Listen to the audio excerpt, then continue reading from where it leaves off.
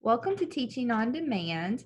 I'm Miss Gross, And I'm Miss Woods. and today we're going to go over the constant with equations and direct proportions. Last week we went over the constant of proportionality with a table and graph, so this week we're going to look at equations. Let's get started. All right, so I'm going to go over some definitions for you and just explain things a little bit before we go into our examples. What is the constant of proportionality, or we know it as COP, which we learned last week? The constant value is often written as K, relating amounts that rise or fall uniformly together. You can find the COP or constant in a table, in a graph, or in an equation. This week, we're going to focus on finding the constant in an equation. Then we will look at solving direct proportions. The equation for the constant is y equals kx. Y and x are the points, and k is the constant. So here's some examples of finding the constant in an equation. So the first one is 3y equals 9x. But we want it, like Miss Woods just said, we want it in the form of y equals kx, where there's one y. So let's look and see how we can turn this formula, 3y equals 9x, into that formula, or into the y equals kx. And we can do that because we just need to get one y. So all we need to do here is divide by 3, because remember, 3 divided by 3 will give us 1. If we do it to one side of the equation, we must do it to the other side of the equation as well. So 3y divided by 3 gives us 1y. And then 9x divided by 3 gives us 3x. So when you are doing this particular problem, you want to solve an equation to get it in the form of y equals kx. K is our constant, so our constant is 3.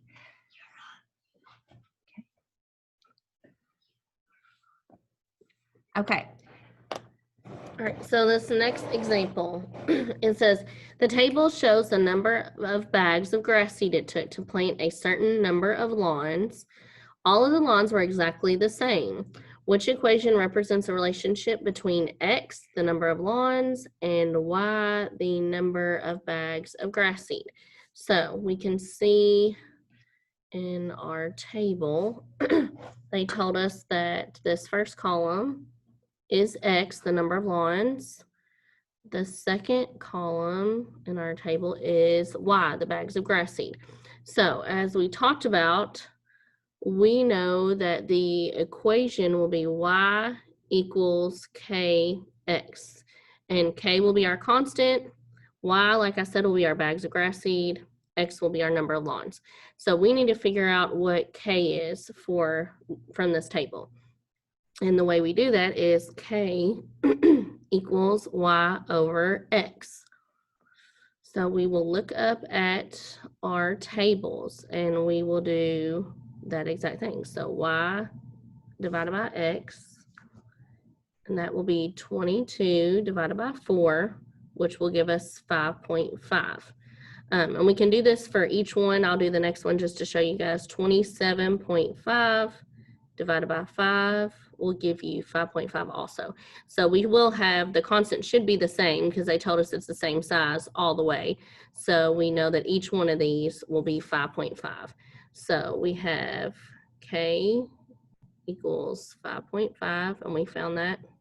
Let me show you up here. And so our equation will be y equals 5.5x for that example. All right, and then the next one, it says the students at Taylorsville Elementary sold raffle tickets for each at the same price for a fundraiser. The equation below shows how much money was raised with X tickets sold. Remember, y equals kx, and it's asking you for the constant in the equation. So let's just kind of remember, y equals kx, and we keep going over this, that k is the constant.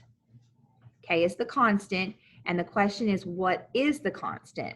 So when we're looking at our formula that we have up there, 1079 equals 13x, in the same way, because K is the constant, 13 is our constant here. And so the constant in the equation would be 13, or $13 per ticket.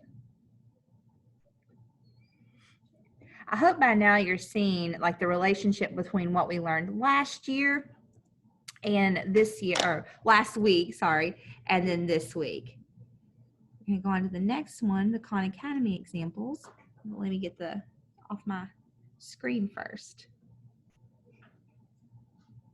There we go. Clear. Okay, so let's look at some Khan Academy examples. So this one up here says writing proportional equations from tables. So we're looking at it, we're going to look at a table, and then we're going to figure out what the equation is from the table. The following table shows a proportional relationship between W and Z. Now, we've been talking to you about X and Y. So they changed it up just a little bit, and we wanted you to see this. This is important for you to see that sometimes it's not going to be X and Y. Most of the time it is, but this one is, so this one is W and Z. So let's look at it this way. W is like our X, Z is like our Y. And we talked about that last week, that in tables, generally the first column is like your X table, your X values, and then the second column is usually your Y values. So we want to put this in the formula of Y equals KX, but because we've got W and Z, where the Y is now Z equals K. We're still going to find our constant, and then where our X originally was, we're going to have it written as W. So Z equals KW. So let's find our constant by doing what we've been doing all along, doing Y divided by X, or in this case, Z divided by W. So we're going to do 2 divided by 18. We're going to do 5 divided by 45. And we're going to do 9. Ooh, that was a. We're going to do 9 divided by 81. Now, 2 divided by 18. That is not a whole number. You're not going to get 9 there. 18 divided by 2 would give you 9. But 2 divided by 18 will give you 1/9. 5 divided by 45 will also give you 1/9. And 9 divided by 81 will also give you 1/9. So in this particular problem, you're going to find that the constant, the K, is 1/9. So we're going to plug it back in our formula. Z equals our constant of 1/9 W. Okay. So remember, when they're giving you different things on the table, sometimes they will. Like we're not on our interactive notebook, but in Khan Academy and maybe in IXL, you'll see some different ones. And so in this particular one, we're going to plug in Z equals, and then we're going to put in a fraction, 1/9 W. And let's see if that works. Good job. All right, let's look at the next question. It is also a table, so we're going to find the equation. Write an equation to describe the relationship between G, the number of gems, and C, the number of chests. And so this is just like our XY table, but this time, let me pull my writing up. But this time, instead of this one being X, the number of gems, they're wanting you to put G here. And instead of Y, the number of chests, they're wanting you to put C here. So we're still going to find the constant in the same way. We're going to do 2 divided by 600. We're going to do 5 divided by 1500. We're going to do 16 divided by 4800.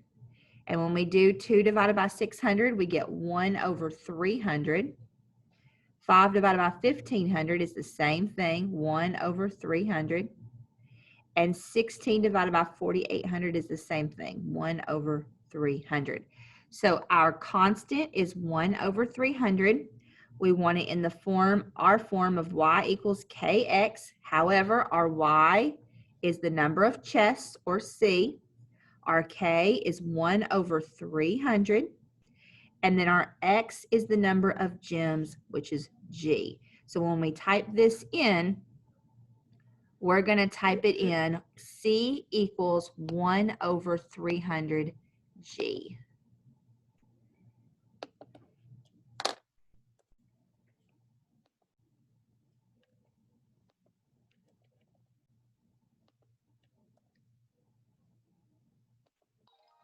Okay. And then the next ones we're going to go over is some examples on IXL. IXL is a math program that has, it's similar to Khan Academy, but it's different in that Khan Academy gives you practice and tells you, you know, like the right or wrong, the instant feedback, and you move up. IXL is a set of questions it'll ask you, and if you get the question wrong, it will do some explanation. Is that correct? Yes. So it'll do some explanation for you, kind of break it down for you to go over. So if you've ever used IXL, you'll be pretty familiar with it, but this is something new that we're going to get at our school. So let's look at a couple examples here. Select the equations that show a proportional relationship between X and Y. Now remember, we want it in the form of Y equals KX. So let's look at this first one. We have Y equals 5X minus 2. Now, if we were to plug this into a graph and graph it, when you plug in, I want to show you why the first one is not correct. So I want to make a table, and I'm going to have an XY table here. And if I plug in 0, remember, in order for it to be a proportion, a direct proportion, it has to go through the origin, and it has to make a straight line. So in order to go through the origin, when X is 0, Y must be 0. So let's look at this. That first one, we have Y equals 5X minus 2. If I plug in 0 for the X, Y equals 5 times 0 minus 2. Y equals 5 times 0 is 0 minus 2. Now, what is 0 minus 2? 0 minus 2 is negative 2. So when X is 0, in this case, Y is negative 2. So that means it is not going to go through the 0, 0. It's not going to go through the origin. So therefore, that's why this one would not be a proportional relationship. It's not going to be a direct proportion. Anytime you have, when you're adding or subtracting to that Y equals KX formula, it's not going to be a direct proportion because it's not going to cross to the origin. When you plug in 0 for X, then Y is going to be a different value because you're subtracting 2 or you're going to be adding something. So that's why I wanted to show you that one, that particular problem. But in the second one, Y equals 3X, when you're doing that one, if you plug in 0 for X, 3 times 0 is 0. And so when X is 0, Y is also 0. So it will go through the origin and it will make a straight line. Let's look at the next one. I'm going to pause for a second and I want you to look through these.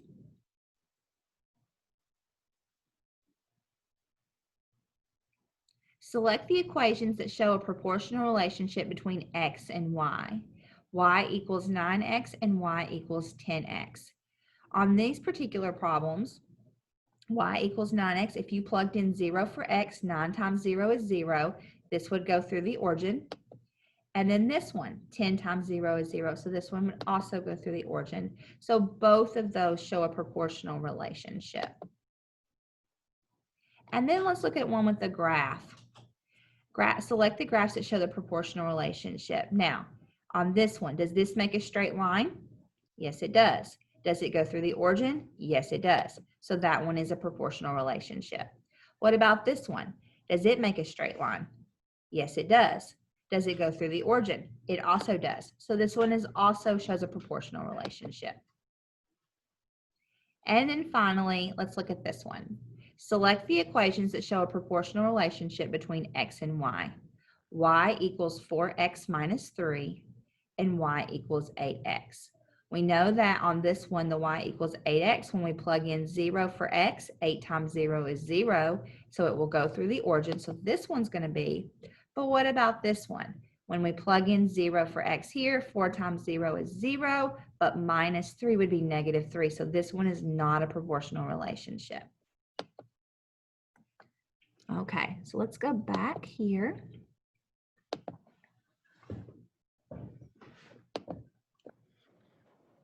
All right, so now we are going to change directions a little bit and talk about direct proportions. So what is a direct proportion? The term direct proportion means that two or more quantities increase or decrease in the same ratio. In a table, a direct proportion has the same constant for all x, y values. Remember, do y divided by x to find the constant k. In a graph, a direct proportion goes through the origin and makes a straight line, which we actually just talked about and did it on Excel. In an equation, a direct proportion is in the form y equals k times x. So let's look at some examples of some direct proportions. So we've got this table here, and it says, is this table a direct proportion? If so, what is the constant? Remember, y divided by x. Now, the question is this a direct proportion? So that means that there's a chance that it's not a direct proportion. And you have to determine, like, does it have a constant value? So we have to go through each one of these on the table. And remember, we've got y divided by x. So let's do 4 divided by 1, that's 4. 6 divided by 2, that's 3. 8 divided by 3 is 2 and 2 1/4. 12 divided by 4, that's 3. And 16 divided by 5 is 4 1/5, right? 4 and 1. Yeah, 4 1/5. Okay. So as you can see, based on the reading, remember we said that in order to be a direct proportion, or in order to, it has to have a constant, which means it has to be uniform across all of them. This is not going to be a direct proportion. So the answer here would be no. In order to be a direct proportion, if that first one was 4, then the second one, the third one, the fourth one, and the fifth one, all of those would have to be 4. They would have to have a constant. So this one is no, it is not a direct proportion. All right, so then the next one is, it is a proportion, and you have to figure out what x equals. And there's multiple ways that we can tackle this. And so I don't want you to get caught up in the right way versus the wrong way. Sometimes you're going over homework and you're asking your parents for help, and your parents are saying, well, this is the way I learned it. And you say, that's not the way Miss Gross did it, or that's not the way Miss Woods did it. Listen, I want your parents to listen to this. There is not a wrong way to do it. You know, the only wrong way would be cheating. So if there's a couple ways that you can do this. So when you're talking to your parents about how they did it versus how we're doing it, there's not a wrong way. There's multiple ways to look at this. So one way you can look at this is say, okay, well, 50 goes into 100 times 2, right? So then 10 times 2 would be 20. And my answer here would be 20. And that's true. X equals 20 in this case. However, it's not always directly related. Sometimes it's a little not near as clear to do. So sometimes you might have to think about it a different way. Now, some of you all might have already picked out, okay, well, hang on a second. 10 over 50 can simplify, and you're absolutely right. 10 over 50 can simplify to 1/5. And then 1/5 would be how many over 100. And you could do it that way. And that's absolutely fine to do it that way. And you'd still get 20. 1/5 of 100 is 20. Another way you can do it is cross multiplication. And when we do cross multiplication, we're going to multiply diagonally. So 10 times 100. 10 times 100 is 1,000. And we're going to set that equal to 50 times x. 50 times x. And then we're going to have to figure out how many times 50 goes into 1,000. Now, and that'll give us what x equals. Now we know that we can mark those off. So it would be 100 divided by 5, and 100 divided by 5 would also be 20.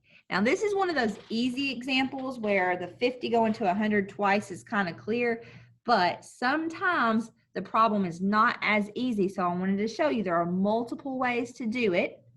Find a way that works well for you and do it that way.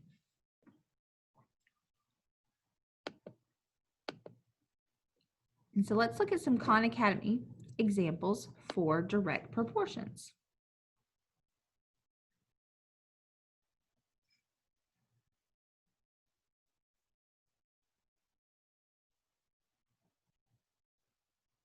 There we go. See, sometimes our internet doesn't work as quickly either. All right, so I like this question. This question is one of those kind of easy ones to see. 10 over 3 equals k over 9. All right, so on this one, if we wanted to use the cross multiply that Ms. Gross talked about, we could do, let me see, make sure I have my stuff here. Okay, so we would do 10 times 9 and then k, 3 times k. So you would have 3k equals 90. Divide, we got to do what we do one side, got to do to the other. So we would divide 3k by 3 to leave us with k. And then you would do 90 divided by 3, which would give us 30 on that one. So k equals 30. And then you would just plug it in.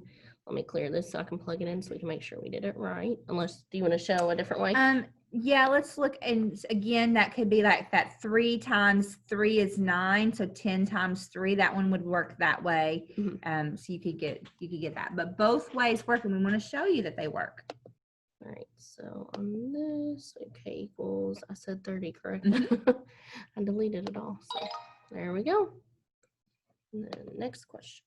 All right, so the next question, again, it is like 4 goes into 12 3 times. And then you've got to figure out, now this one is a little bit different. So look, 4 times 3 is 12. So what times 3 is 5? Well, I can't think of any whole number times 3 that would give me 5. So this one is one of those where it's like, okay, cross multiplication is going to be a little bit more helpful to me than doing it that way. And so I'm glad that this problem came up.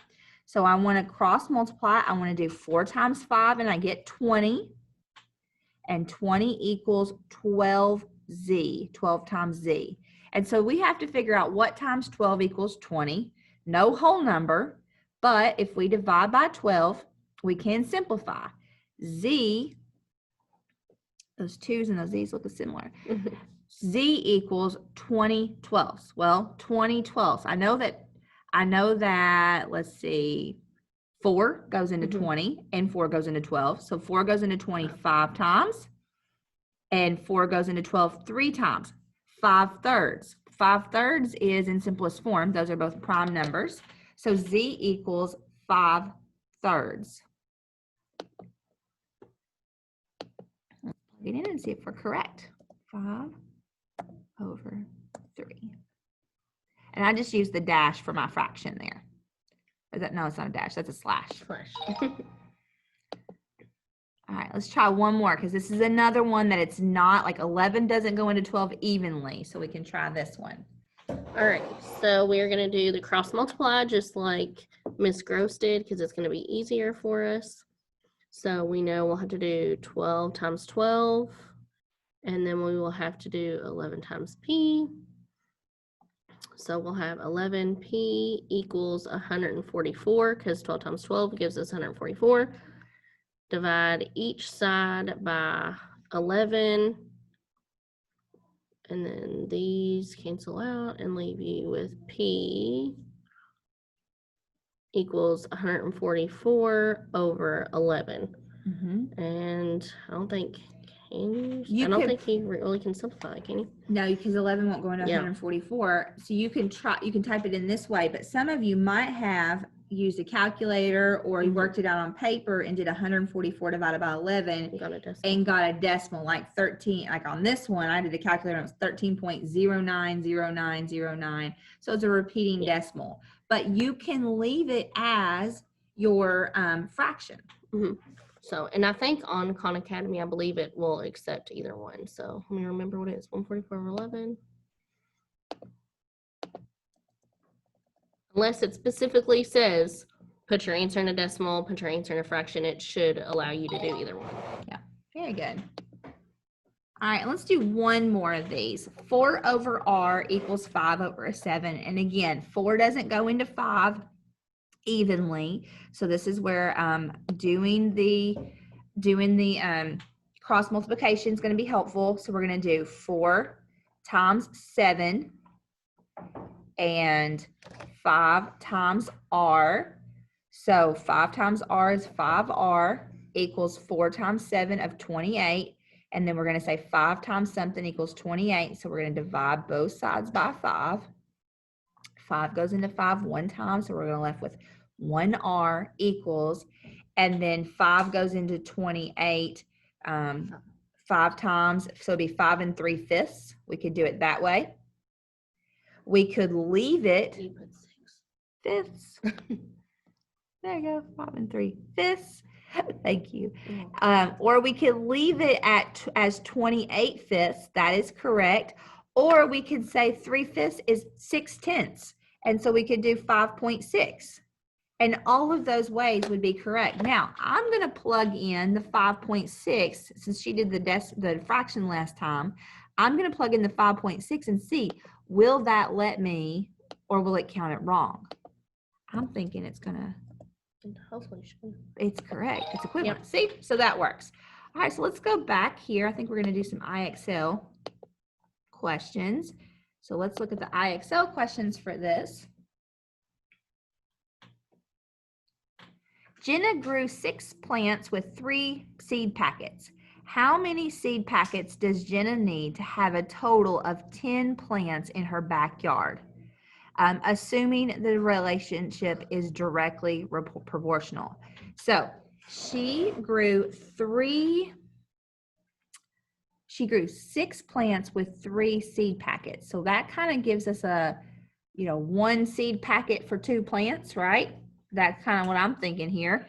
But let's look at it. So we want 3 seeds will give us 6 plants, and we want to figure out how many seeds, question mark seeds, will give us 10 plants.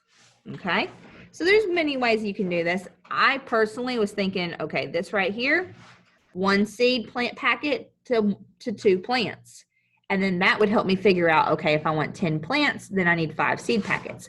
You can also do it like the way we've been doing it, by cross multiplying 3 times 10 and 6 times whatever variable here. Let's put x, 6 times x. And so you can do it that way. So let's try it that way. 3 times 10 is 30. 6 times x is 6x. And then how many times will 6 go into 30? And it will be 5. So x would be 5 here. Okay, so there's multiple ways you could do it. You could also look from 6 to 10. It's not as easy, but you could do it that way. You could do 10 divided by 6, and you would have gotten like 1.1 2/3, and then you would multiply that 1 2/3 by 3, and you're still going to get 5. So there, you can look at it horizontally, you can look at it vertically, or you can look at it the cross multiplication way. And I was going to point out too that on this, I know that Miss Gross she did her 3 seeds over 6 plants. But if you wanted to, you could still even set it up 6 plants, correct? Mm-hmm. Over 3 seeds. You would just have to make sure that the next fraction over here is proportional to this one. So then your 10 plants would go on top, if I can write this the correct way, isometry. And then your question mark or X would be on the bottom. And this would still be the right way to do it. It's just a different way of setting it up. Absolutely. That's a good point to bring up, because sometimes kids are like, I don't know how to set that up correctly. And so either way works as long as plants go with plants and seeds go with seeds. And they're proportional. Very good. Thank you. And so your answer is 5. So let's plug in 5 here. Terrific. Let's do one more of these problems. Tristan jarred 36 liters of jam after 4 days. How many days does Tristan need to spend making jam if he wants to jar 45 liters of jam in all? Excuse me. Assume the relationship is directly proportional. So let's go ahead and put in 36 liters of jam. So we're going to say 36 liter, I'm going to do jam, 36 jams in 4 days. And we want to do 45 liters of jam. And so we want to figure out X days. And so we can, there's multiple ways we can do it. We could have looked at 36 over 4, and that would have simplified to 9 liters of jam in 1 day. And I want to kind of pursue that one because I feel like that one's pretty easy. So if we want to say that this is 9 liters of jam in 1 day, then you can easily figure out, okay, 9 goes into 45 5 times. So then it would be 45 liters of jam in 5 days. Or let's do our cross multiplication way. So let's do it this way where we're multiplying 4 times 45 and then 36 times X. So 4 times 45 is 180. And then 36 times X is 36X. And then we're going to need to divide by 36. And 180 divided by 36 is 5. X equals 5. So 5 days to jar 45 liters of jam.